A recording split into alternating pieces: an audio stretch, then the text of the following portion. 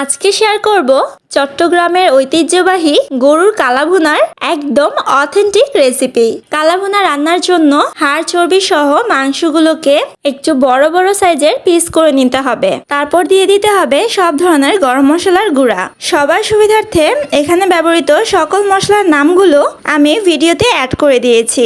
এখান থেকে দেখে দেখে এই মশলাগুলো ইউজ করে কিন্তু তোমরা তৈরি করে ফেলতে পারবে খুব সহজেই মজাদার কালাভুনা। এখানে আরো কিছু ইনগ্রেডিয়েন্টস অ্যাড করতে হবে, সেগুলো হচ্ছে পেঁয়াজ কুচি, পেঁয়াজের বেরেস্তা, 2 চা চামচ সয়া সস ও 2 থেকে 3 চা চামচ টমেটো কেচাপ। এখানে টমেটো কেচাপ বা টমেটো সস যেটাই বলি না কেন, এটা আপনারা স্কিপও করতে পারেন, কারণ টমেটো সসটা দেওয়ার ফলে কিন্তু তরকারিটা একটু মিষ্টি মিষ্টি হবে। আর যারা মিষ্টি তরকারি খেতে পছন্দ করেন না তারা এটা স্কিপ করবেন।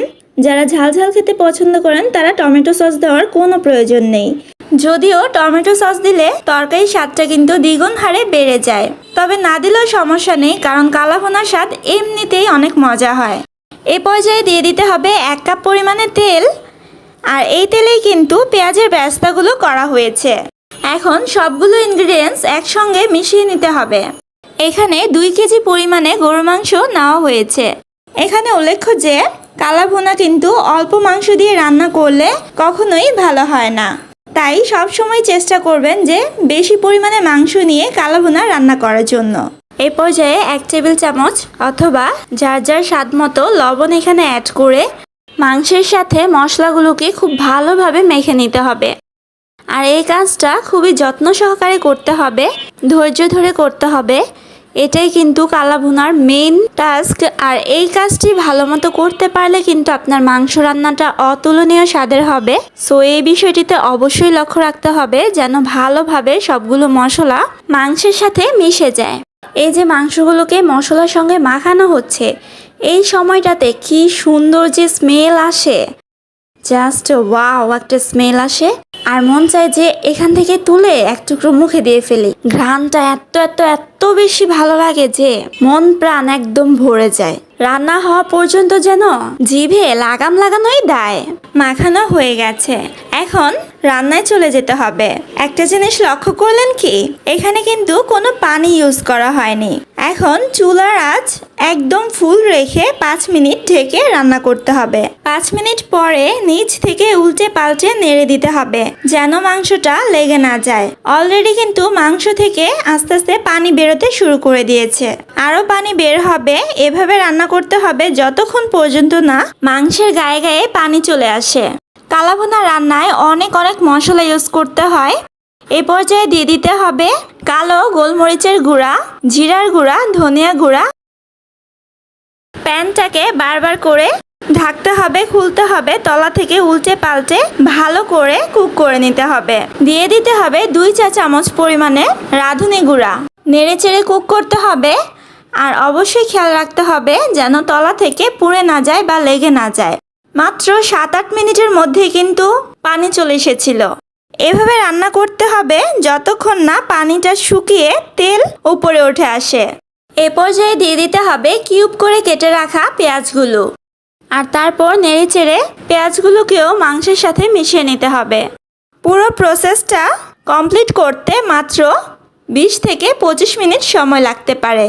এই পর্যায়ে কালাভুনার প্যানটাকে সরিয়ে রেখে অন্য একটি প্যান নিয়ে বাগারের প্রস্তুতি নিতে হবে। একটা প্যানে 1 কাপ পরিমাণ সরিষার তেল দিয়ে দিতে হবে। এখানে অবশ্যই সরিষার তেল দিয়েই এই কাজটা করতে হবে। তেলের মধ্যে 5-6টি শুকনো মরিচ, আধা কাপ পরিমাণে পেঁয়াজ কুচি, রসুন কুচি ও 1 টেবিল স্পুন আদা কুচি দিয়ে দিতে হবে। এবার এই তেলের মধ্যে সবগুলো উপকরণকে ভালোভাবে লাল লাল করে ভেজে নিতে হবে। ব্রাউনিশ হয়ে এলে ঠিক সেই মুহূর্তে কালাভুনার প্যানটা থেকে অল্প একটু মাংস তুলে তেলের মধ্যে দিয়ে দিতে হবে। মাংসটা দিয়েই সঙ্গে সঙ্গে ঢাকনা লাগিয়ে এভাবে নাড়াচাড়া করে দিতে হবে। ঢাকনাটা কিন্তু কোনোভাবেই খোলা যাবে না, প্যানটাকে ধরে এভাবে নাড়িয়ে দিতে হবে। ঠিক এভাবে 1 মিনিট ঢেকে চুলা রাখতে হবে। 1 মিনিট পরে এই প্যানে সব কিছু কালাভুনার প্যানে ঢেলে দিতে হবে। এবার সব কিছু ভালোভাবে মিক্স করে তারপর 5 মিনিট ওয়েট করতে হবে। তাহলে বাগারে যে সুন্দর ফ্লেভারটা আছে এটা কিন্তু সবগুলো মাংসের ভেতরে খুব সুন্দরভাবে ঢুকতে পারবে। 5 মিনিট পরে খুব ভালোভাবে নেড়ে চেড়ে উল্টে পাল্টে অনবরত নাড়াচাড়া করে মাংসটাকে ভালোভাবে কষিয়ে নিতে হবে, যতক্ষণ পর্যন্ত না পানিটা শুকিয়ে তেলটা সুন্দর করে বোঝা যায়। কালাভুনা রান্না কিন্তু অলমোস্ট ডান। এখন জাস্ট পরিবেশনের পালা। কালাভুনার কারিটা কিন্তু একদমই কালো কালার হয়, এখানে ক্যামেরার কারণে বোঝা যাচ্ছে না, কালারটা একটু অন্যরকম লাগছে, বাট আমি দেখানোর ট্রাই করেছি লাস্ট পর্যন্ত, আশা করি আপনারা বুঝতে পারবেন। আজকের রেসিপিটি ফলো করে ঘরে তেল মশলা দিয়েই কিন্তু আপনারা একদম অথেন্টিক কালাভুনার স্বাদ পেতে পারেন।